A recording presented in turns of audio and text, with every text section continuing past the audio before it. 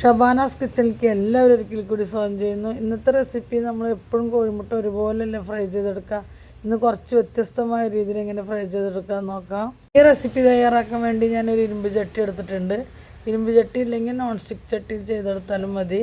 അപ്പോൾ നമുക്കതിലേക്ക് കുറച്ച് വെളിച്ചെണ്ണ ഒഴിച്ച് കൊടുക്കാം. 1 ടീസ്പൂൺ എന്നുള്ളതിൽ വെളിച്ചെണ്ണ ഒഴിച്ച് കൊടുക്കുന്നുണ്ട്. ഒരു സവാള കനം കുറച്ച് നീളൻ അരിഞ്ഞെടുത്തത് നമുക്ക് ഈ വെളിച്ചെണ്ണയിലേക്ക് ഇട്ട് കൊടുക്കാം. ഒരു പച്ചമുളകും കനം കുറച്ച് അരിഞ്ഞതും കൂടി ഇതിലേക്ക് ഇട്ട് കൊടുക്കാം. പിന്നെ എടുത്തിരിക്കുന്നത് ചെറിയൊരു കഷ്ണം ഇഞ്ചി ചെറുതായി അരിഞ്ഞതും കൂടി ഇതിലേക്ക് ഇട്ട് കൊടുക്കുക.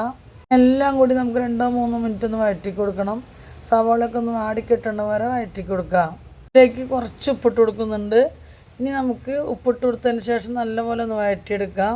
ഉപ്പൊക്കെ എല്ലാവരുടെയും പിടിക്കണ പോലെ ഒന്ന് വഴറ്റിയെടുത്തിട്ടുണ്ട്. 2 കോഴിമുട്ട ഉടച്ചൊഴിക്കുന്നുണ്ട്. അതിന് ശേഷം മഞ്ഞക്കറി ഇതേപോലെ ഒന്ന് ആക്കി കൊടുക്കുക. ഇനി ഇതിലേക്ക് വളരെ കുറച്ച് ഗരം മസാല പൗഡർ ഇട്ട് കൊടുക്കുന്നുണ്ട്.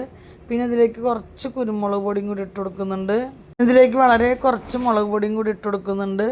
പിന്നെ വളരെ കുറച്ച് മഞ്ഞൾപ്പൊടിയും കൂടി ഇട്ട് കൊടുക്കുന്നുണ്ട്. കോഴിമുട്ട ആയതുകൊണ്ട് പെട്ടെന്ന് കരിഞ്ഞു പോകാതിരിക്കാൻ വേണ്ടി ലോ ഫ്ലെയിമിലിട്ടാണ് ചെയ്തെടുത്തിരിക്കുന്നത്.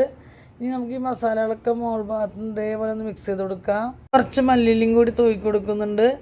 നമ്മൾ ഇതേപോലെ ചെയ്തെടുത്ത് വരുമ്പോൾ കുരുമുളകിൻ്റെയും മുളക് പൊടിയുടെയും പച്ചമുളകിൻ്റെ ഒക്കെ എരിവുള്ള കാരണം കുറച്ച് എരിവുണ്ട്. അതുകൊണ്ട് കുട്ടികൾക്കൊക്കെ കൊടുക്കുമ്പോൾ എരിവിൻ്റെ അളവൊക്കെ നിങ്ങൾക്ക് കുറയ്ക്കാവുന്നുള്ളൂ. നമ്മളൊരു വ്യത്യസ്തമായ രീതിയിൽ ഫ്രൈ ചെയ്തെടുത്തുന്നുള്ളൂ. മല്ലിയിലയുടെയും കുരുമുളകിൻ്റെ ഒക്കെ ഒരു ഫ്ലേവർ വരുമ്പോൾ പ്രത്യേക ടേസ്റ്റ് തന്നെയാണ്. അപ്പോൾ എല്ലാവരും ഒന്ന് ട്രൈ ചെയ്ത് നോക്കാം.